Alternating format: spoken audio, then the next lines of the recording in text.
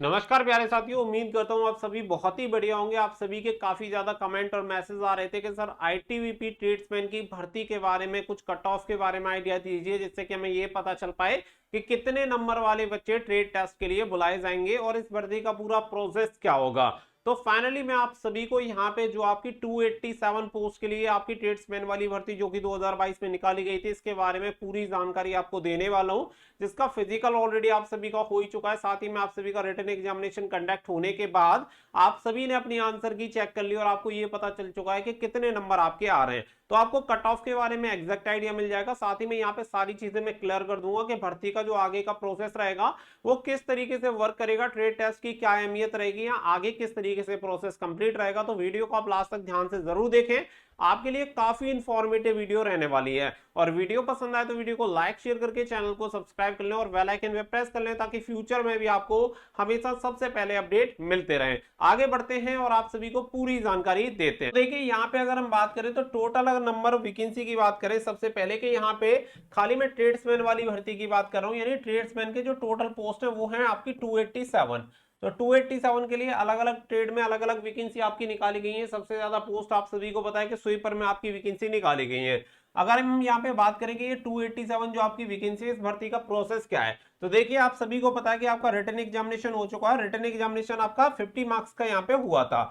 अब जो बच्चे यहाँ पे क्वालिफाई हो जाएंगे उसके बाद उनका होगा ट्रेड टेस्ट। अब ट्रेड टेस्ट का क्या सीन है, तो आप सभी को बता दें कि यहाँ पे जो आपका ट्रेड टेस्ट होता है वो भी आपका 50 मार्क्स का होता है। अब यहाँ पे बात ये आती है कि ये जो 50 मार्क्स होते हैं इनकी वैल्यू क्या है, तो यहाँ पे ये जो ट्रेड टेस्ट है केवल क्वालिफाइंग नेचर का होता है। ठीक है, ये केवल आपको क्वालिफाई करना है, इसके नंबर जो है फाइनल मेरिट लिस्ट में ऐड नहीं होते हैं। क्वालिफाई करने के लिए यहाँ पे 50 मार्क्स में से कम से कम आपको 25 मार्क्स लेके आने पड़ेंगे, तभी जाके आप क्वालिफाई होंगे। यानी मिनिमम जो परसेंटेज क्राइटेरिया है वो 50% का है, यानी टोटल 50 मार्क्स में से अगर आपके 25 मार्क्स आते हैं तो आप क्वालिफाई माने जाएंगे, अदरवाइज आप इसी स्टेज पे सीधे सीधे यहाँ पे फेल कर दिया जाएगा आपको। तो ये चीज आपको समझ में आ गई होगी कि यहाँ पे ट्रेड टेस्ट की वैल्यू क्या है। ट्रेड टेस्ट की वैल्यू बस इतनी है कि आपको क्वालिफाई करना है इसे, और जैसे आप इसे क्वालिफाई कर लेंगे तो इसका चैप्टर यहीं पे क्लोज हो जाएगा। आगे इसका कोई भी वैल्यू नहीं है। आगे केवल जो आपकी मेरिट बनेगी वो जो आपके रिटन एग्जामिनेशन में 50 मार्क्स है, इसी में से आपकी जो फाइनल मेरिट लिस्ट बनेगी, इसी के बेसिस पे आपकी फाइनल मेरिट लिस्ट तैयार होनी है। तो आप ये अपने दिमाग में बैठा के रखिए कि यहाँ जिस बच्चे के मैक्सिमम मार्क्स होंगे उसे फायदा हो नहीं होना है, क्योंकि यहीं से मेरिट बननी है। लेकिन यहाँ पे भी एक लोचा ये रहेगा कि मान के चलो यहाँ पे अच्छे खासे मार्क्स आपके आ गए और यहाँ पे अगर आप इसे क्वालिफाई नहीं कर पाए तो यहाँ पे भले ही आपके कितने भी नंबर हो वो सब कुछ यहाँ पे बेस्ड हो जाएगा। अब इसके अलावा एक और पॉइंट आपके द्वारा पूछा जा सकता है कि यहाँ पे जो रिटन एग्जामिनेशन में कितने कैंडिडेट को ट्रेड टेस्ट के लिए बुलाया जा सकता है। तो आप सभी को बता दें कि जितनी आपकी वैकेंसी है उसके 10 गुना कैंडिडेट को कैटेगरी वाइज यहाँ पे बुलाया जाएगा, यानी कि 2870 ऐसे कैंडिडेट होंगे जो कि ट्रेड टेस्ट में पार्टिसिपेट करेंगे आपके कैटेगरी वाइज वैकेंसी के अकॉर्डिंग। तो आपको जो trade test and CBT examination में क्वालिफाई का जो मैटर है वो आपको यहाँ पे क्लोज हो गया होगा। जो बच्चे ट्रेड टेस्ट को क्वालिफाई कर लेंगे इसके बाद एक मेरिट तैयार होगी। ठीक है, इसके बाद एक मेरिट और आपकी बनेगी, उस मेरिट के बेसिस पे यहाँ पे जो भी बच्चे क्वालिफाई हो रहे होंगे उन्हें यहाँ पे डीएमई के लिए बुलाया जाएगा, यानी कि डिटेल मेडिकल एग्जामिनेशन एंड आपके डीबी के लिए। तो ये है आपके भर्ती का प्रोसेस।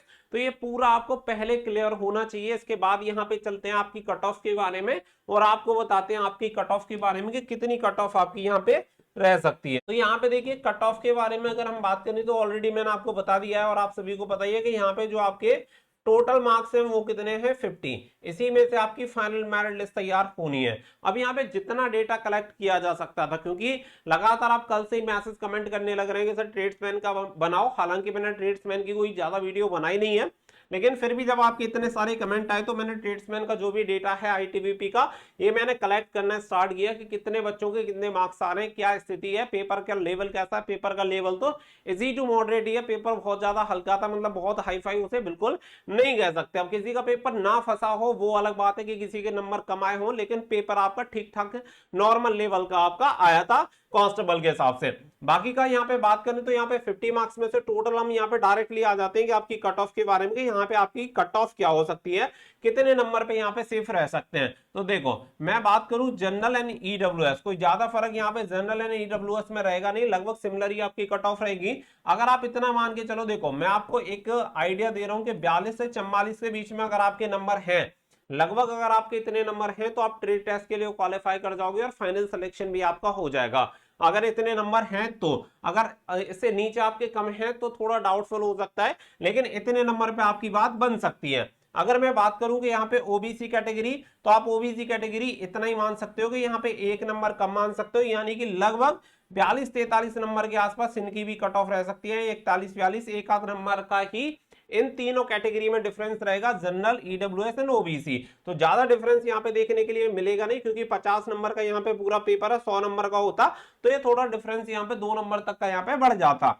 इसके अलावा अगर हम यहाँ पे बात करें कि एससी कैटेगरी की कट ऑफ कितनी हो सकती है, तो लगभग मैं आपको बता रहा हूँ कि यहाँ पे 39 से लेके 41 के अप्रोक्स अगर आपके नंबर हैं तो आपका सिलेक्शन हो सकता है, या 38 आप कह सकते हैं कि 38 से 41 के बीच में अगर आपके नंबर आ रहे हैं तो भी आपका यहाँ पे सिलेक्शन बन सकता है, लगभग इतने नंबर पे।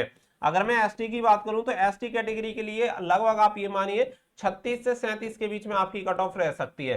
तो ये मैंने आपको एक कट ऑफ बताने की कोशिश की है। महिलाएं इसमें ज्यादा परेशान ना हो कि इतने नंबर हमारे हैं तो महिलाओं की कट ऑफ कितनी होगी, क्योंकि फीमेल की नंबर ऑफ वैकेंसी काफी कम है, तो इसकी वजह से फीमेल की कट ऑफ लगभग आप ये मानिए कि मेल कैंडिडेट की इक्वल ही रहेगी। तो मेल एंड फीमेल दोनों की कट ऑफ लगभग आपको समान देखने के लिए मिलेगी। तो अगर आपके इतने नंबर हैं तो आप ये समझिए कि आप यहाँ पे ट्रेड टेस्ट के लिए क्वालिफाई हो जाएंगे।